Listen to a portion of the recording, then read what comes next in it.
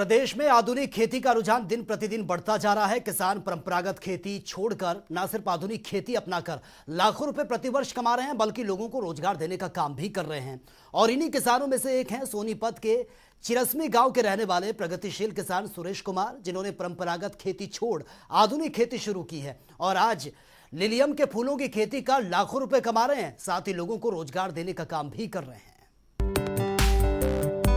हरियाणा सरकार किसानों को परंपरागत खेती से आधुनिक खेती की ओर अग्रसर कर रही है, जिससे किसान परंपरागत खेती से आगे बढ़कर आधुनिक खेती कर कम समय में उत्तम फसल उगा सके, जिससे बाजार में अच्छा भाव मिल सके और साथ ही कम खर्च और कम श्रम में अच्छा मुनाफा भी कमा सके।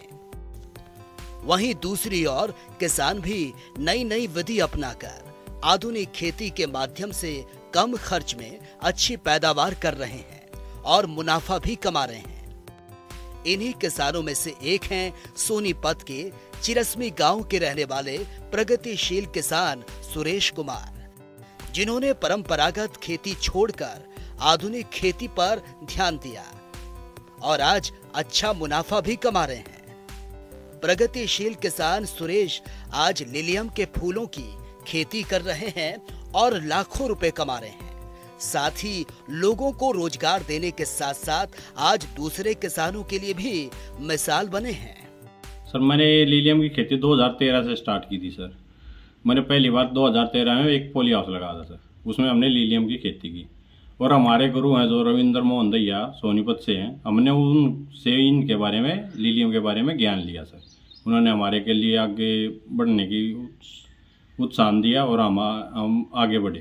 सर, इसकी डिमांड दिल्ली, गाजीपुर में और प्रदेशों में भी है, जैसे पंजाब में, चंडीगढ़ में है सर, उत्तर प्रदेश में है और होटलों में जाता है। सर, प्रगतिशील किसान सुरेश ने बताया कि वो पहले अपने पिता की तरह परंपरागत खेती करते थे। सुरेश बताते हैं कि परंपरागत खेती से उनके घर का गुजारा बमुश्किल होता था।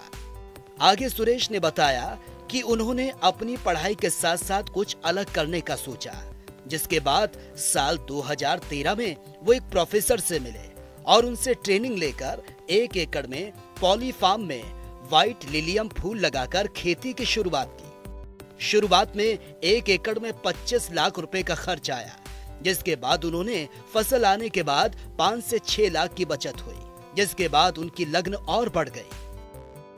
अब वो 30 से 40 एकड़ में व्हाइट लिलियम फूलों की खेती कर रहे हैं और करीब 30 से 40 लोगों को रोजगार भी दे रहे हैं। सर, ये नवंबर से और दिसंबर, फरवरी, मतलब दिसंबर जनवरी तक उगाया जाता है और ये 3 महीने की खेती होती है। सर, ये स्टार्टिंग में जब हमने शुरुआत की थी 2013 में, इसके 25 लाख रुपए खर्चा आया था सर, पॉली हाउस और बीज में, तो इसमें 5 से 6 लाख रुपए हमने बचत की थी। सर, किसान सुरेश बताते हैं कि व्हाइट लिलियम फूलों की खेती 3 महीने की होती है।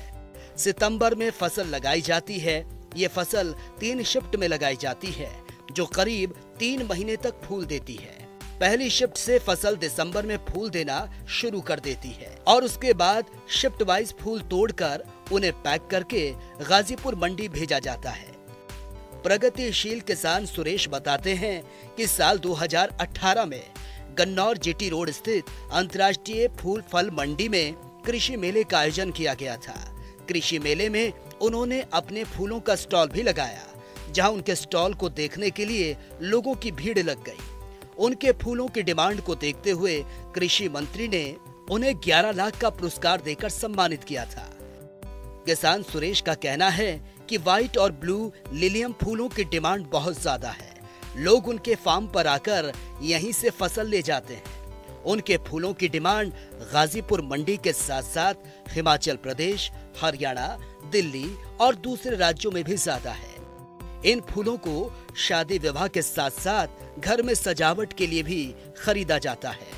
सर, अब 15 एकड़ में खेती की जा रही है। सर, 20 बंदे काम करते हैं। सर, 20 लोगों को रोजगार दिया जा रहा है। सर, 15 एकड़ में। सर, हरियाणा सरकार प्रदेश के किसानों के लिए तमाम योजनाएं चला रही हैं और इसी के साथ किसानों को परंपरागत खेती छोड़कर आधुनिक खेती के लिए बढ़ावा भी दे रही है।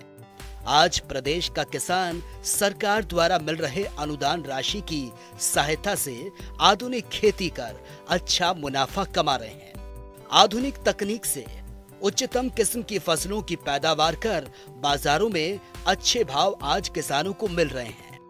वहीं कृषि विभाग द्वारा किसानों को समय समय पर आधुनिक खेती से जुड़ी जानकारियां भी दी जाती हैं, जिससे किसानों को काफी फायदा मिल रहा है। जनता टीवी के लिए सोनीपत से कपिल शर्मा की रिपोर्ट।